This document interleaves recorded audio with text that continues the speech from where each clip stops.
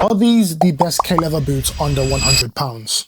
These are the Kipsta Viralto IV from Decathlon. I've been putting these boots to the test and I'm going to tell you everything that you need to know about them and whether or not they're worth buying. Decathlon is a brand that offers budget-friendly options and these boots are no exception. These only cost £90 and some colorways are even cheaper than that. The boots have a soft kangaroo leather forefoot to offer that more traditional cushion feel for the ball. The leather isn't as premium as say a made in Japan Mizuno, but it's still okay in my opinion. So whether you're passing, dribbling, shooting, just striking the ball in general, these offer like kind of natural traditional feel that you expect from leather football boots. They also use what Decathlon calls its H-Flex and dual hardness technology, which effectively just means that the sole plate is hard and flexible where it needs to be.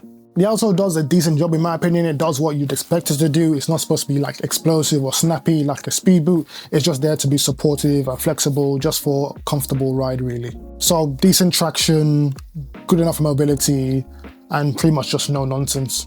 Now, in terms of whether or not you can use this boot on AG, first of all, I'd say it's best to just get like an AG specific outsole if you want to play on AG, or you mostly play on AG, should I say. But these, of course, are the soft ground version, but there is a firm ground version where all the studs are round and conical. So in my opinion, it is AG friendly. When it comes to comfort, I'd say the comfort is the boot's best attribute. The best way to describe these boots is like they feel like you're wearing slippers or UGG boots really. They're very well cushioned and padded throughout. Now with this boot, the mid-foot to heel area uses a mesh textile as well as some knit. And overall, it's just there to provide a more kind of custom fit around this section of your foot. The overall fit of the boot is, I'd say, decent at best. I'd say it kind of feels like very laid back on your foot, and I'll get into that a bit later. But like I said, the primary kind of aspect of this boot is to provide a cheap, comfortable option, and it's doing that so far. However, when it comes to lockdown, this is where these boots start to let themselves down a bit. I guess they couldn't lock down a higher opinion. Yeah, I'll stop, sorry.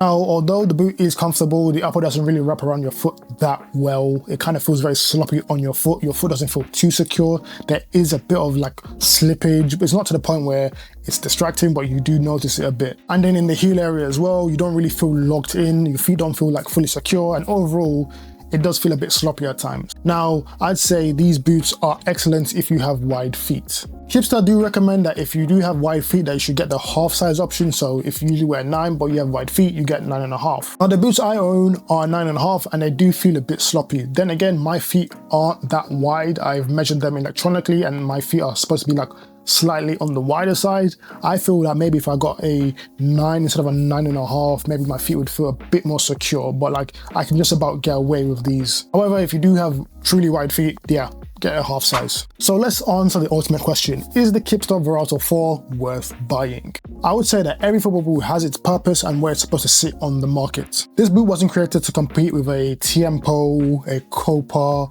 a Copper. Why am I saying Copa? I'm not American. A Mizuno. Like, this boot is supposed to do its own thing, and that is just to act as a budget-friendly option. For that, I think these boots are fit for purpose if you want a cheap leather football boot. Now, I forgot to mention earlier, but these boots are on the chunky side. They are relatively heavy for a modern football boot, and that's because they weigh over 300 grams in a 9.5 UK. Which leads me on to my next point, which is why you probably shouldn't buy them. So if you want something that's more geared towards performance or lighter, more responsive, more form-fitting, then it's probably best to look elsewhere. So in short, it's a decent option if it's what you're looking for, a cheap leather football boot. However, there are better, more premium feeling leather football boots out there. Now, if you have any more questions about these boots, please leave them in the comments. If you enjoyed the review, please like the video, subscribe to the channel for more reviews. And like always, my name is Sob. This has been Sobs on Football. Thank you for watching. See you next time.